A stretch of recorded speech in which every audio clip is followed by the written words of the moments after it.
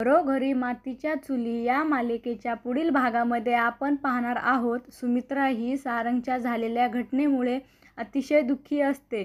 त्यावेळेस त्या ठिकाणी तिची समजूत घालण्यासाठी जानकीही तिच्या जवळ येते। तेव्हा सुमित्रा ही जानकीवर ओरडते आणि बोलते, तूच घरातील सर्वांनाही सांगितलेस ना, मला तुझं तोंड देखील पाहायचं नाही।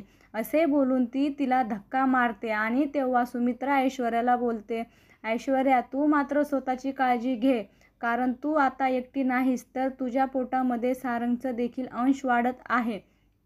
आणि तेव्हा जानकीला मात्र अतिशय दुःख होते।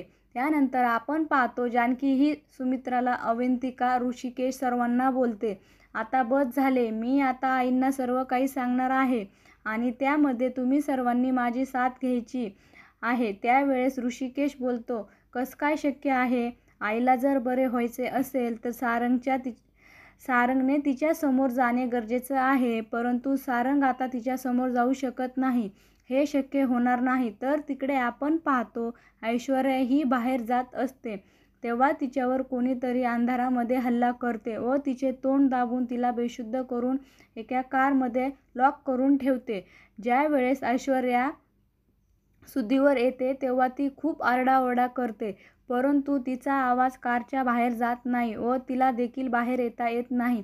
तर पुढे येणाऱ्या भागामध्ये जानकी सुमित्राला सारंगच्या मृत्यूचे नाटक सांगणार का, हे पाहणे अतिशय रंजक ठरणार आहे। घरोघरी मातीच्या चुली या मालिकेचे सर्व अपडेट्स पाहण्यासाठी आमच्या चॅनलला लाईक करा, शेअर करा आणि सबस्क्राईब करायला विसरू नका। धन्यवाद।